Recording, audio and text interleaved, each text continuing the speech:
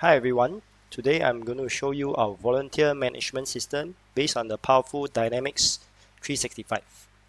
So this is a solution that we're proposing, Microsoft Dynamics 365 MPO by Ellume, which consists of both the volunteer and the donor management. So for this video, I will only be going to show the volunteer management, and you can find out more about the donor management in another video in our YouTube channel. So when you log in, the first thing you see is actually your dashboard. Okay, standard dashboard such as the number of hours by the volunteers and the number of both volunteers and donors by gender, and some of the list of donors dashboard. From here, you can add your own dashboard based on the reports that you build for yourself. So anything here you see, you can drill down. So for example, this total number of female volunteer donor, I want to see who they are. I can just drill down by their full name, and then they'll be listed out over here. I can then click to show the records, and from here I can then click in to show the relevant details of this particular giver itself. Okay, so talking about that, let's take a step back. So for any volunteer management system to work, of course the most important thing is to have a central repository of all your volunteers and the relevant information. So for this system, we call them givers, and you can be both a donor or a volunteer, or you can be both. So let me introduce you to this view because you'll see it quite often.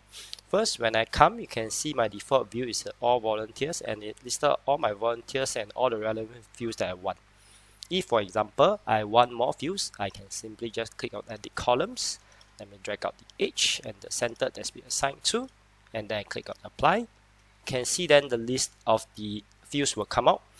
And from here, I want to filter further. Say, for example, I want to filter those volunteer which is less than maybe 40 years old, for example, and I click on apply, and the list of volunteer that is less than 40 years old will then be filtered out for me.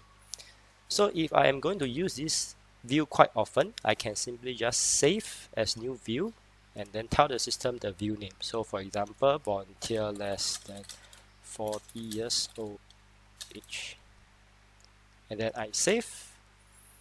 Then the list view will then be saved to this all volunteer less than 40 years of age. So the next time I come back, I can simply just select, and it will then filter to the ones that I've just filtered. So let's go in a bit more further to take a look at how it works. So when I go into the giver itself, you can see as a volunteer, she's still being interviewed. So these are the status. So as long as you are not active, you are not able to volunteer for any of the events and stuff like that. Okay, so let's start a interview. When I click on interview, I can see that it is doing an interview log, meaning somebody has contacted her for interview, etc. And we are waiting for approval for her to be approved as a volunteer. So let's just approve her as a volunteer.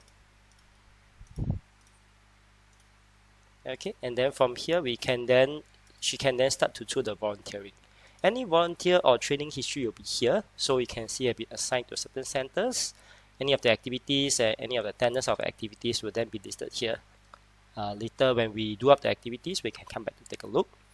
Should you require your volunteer to undergo training before they can volunteer, you can set up trainings and you can tag them to the training, and they can do attendance based on the training as well. So first, let's go and take a look at how the training works, right? So in the training, you can create a course, and from there you can set up the providers as well as the category. You can set up things like the training venue and the training course, and all these we can integrate to your website, your web form, or we can send out email to your volunteer that you want them to attend to. Okay, so from here, once they start to raise their hand and they want to volunteer, they want to attend the training, you can then start to attach them to this particular training. So example, Eunice, and maybe another one, say Dennis, for example. So these two volunteer will need to attend this training, and then when the training starts, you can start to do the attendance list for them. Okay, so Eunice, for example, present. Okay, start here for whole day.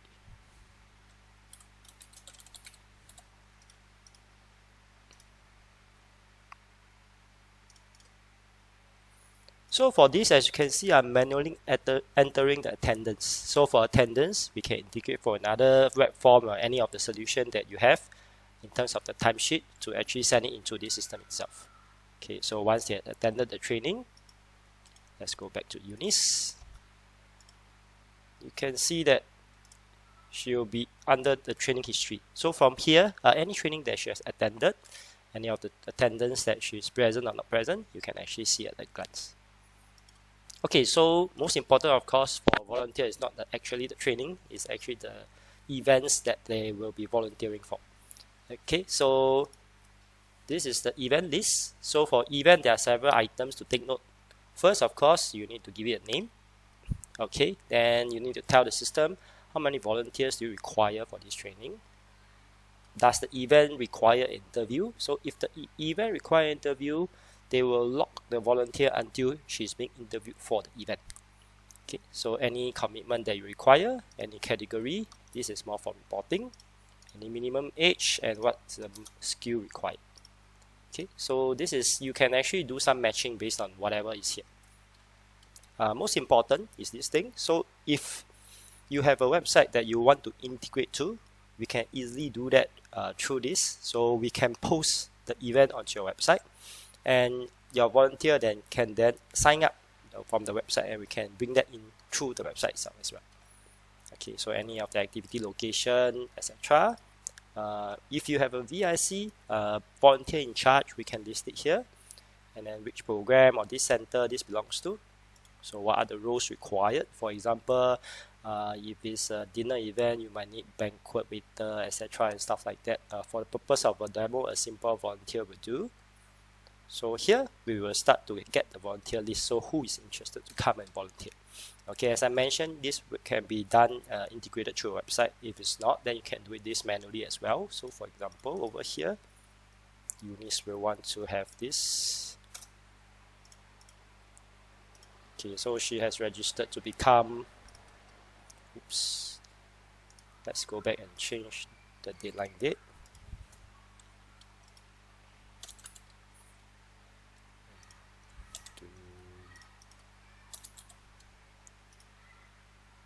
Okay, so now let's register.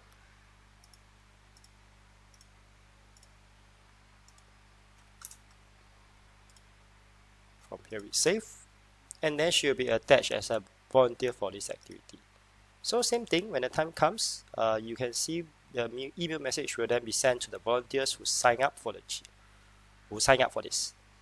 Okay, so once they sign up, then they will receive an email notifying them where the thing will take place, thank them for the volunteering and stuff like that.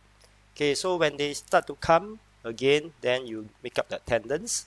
Again, the attendance is actually we can integrate for any of the other timesheet system that they're using.